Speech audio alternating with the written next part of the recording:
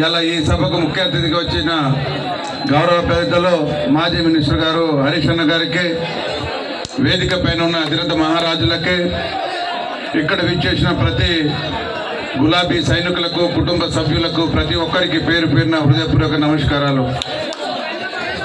గతంలో మన ప్రియతమ నాయకులు, బడుగు బలహీన వర్గాల ఆశాజ్యోతి, మనసున్న మహారాజు, జనహృదయ నేత, బంగారు తెలంగాణ అభివృద్ధి ప్రదాత గౌరవ శ్రీ కల్వకుంట్ల చంద్రశేఖరరావు గారు 14 సంవత్సరాలు పోరాడి సాధించిన ఈ తెలంగాణ రాష్ట్రం, చావు నోట్లో తలపెట్టి సాధించిన ఈ తెలంగాణ రాష్ట్రం, ఎంతో మంది బిడ్డల బలిదానాలపై సాధించుకున్న ఈ తెలంగాణ రాష్ట్రం, ఈ తెలంగాణ రాష్ట్రం సాధించిన తర్వాత తెలంగాణ రాష్ట్రంలో అన్నం పెట్టి రైతు బాగుండాలి, రైతు అన్న కళ్ళలో ఆనందం చూడాలనే ఒక ఉద్దేశంతో భారతదేశంలోనే 29 రాష్ట్రాలలో ఒకే ఒక రాష్ట్రం 24 గంటల కరెంట్ ఇచ్చిన నాయకుడు మన కేసీఆర్ గారు.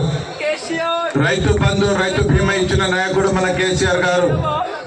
ఇవాళ ప్రతి ఎకరకు నీళ్ళు ఇచ్చిన నాయకుడు మన ప్రియతమ నాయకులు కేసీఆర్ గారు, దయన్న గారు.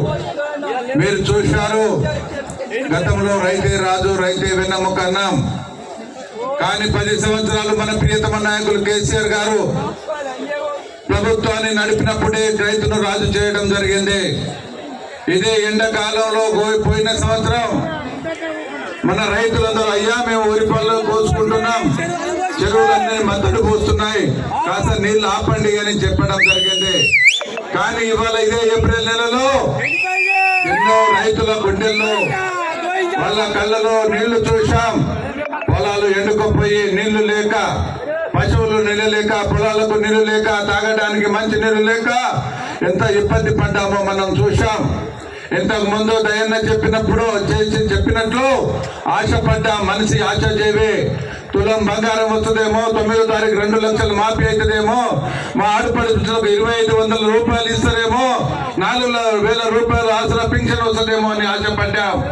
ఒక్కసారి మార్పు అని కోరాం, కానీ ఒక్కసారి తిరిగి చూడలే. మీరు దయన్న 1 కాదు 2 కాదు కొన్ని వేల కోట్ల రూపాయలతోటి పాలకుర్తిని ఎట్లా అభివృద్ధి చేసిండో మీకు తెలుసు. పక్కనే మాది బాలాజీ నగర్, మీకు తెలుసు. శంకర్నాయక్ కిందంతా ఊరు ఉంటుంది, ఆ ఊరిని ఎంత అభివృద్ధి చేశారో మీకు చూశారు.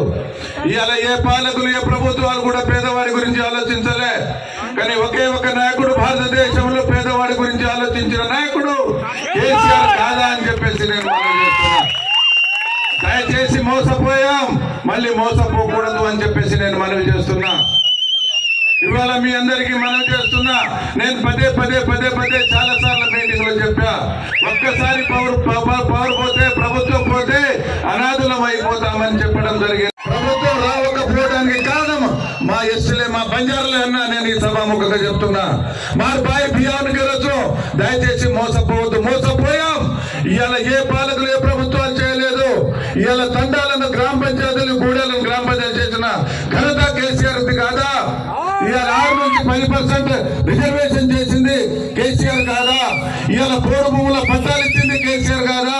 ప్రతి తండాకు రోడ్ ఇచ్చింది కేసీఆర్ కాదా? దయచేసి మా భాగ్య బియ్యాన్ని గెలవచ్చు. దయచేసి మోసపోకండి. ఈసారి మన పవిత్రమైన మీ ఓటు, మీ అమూల్యమైన ఓటు కారు గుర్తు కొట్టేసి మన సుధీర్ అన్నను అత్యధిక మెజార్టీతో గెలిపించుకుందామని చెప్పేసి నేను మనం చేస్తున్నాను.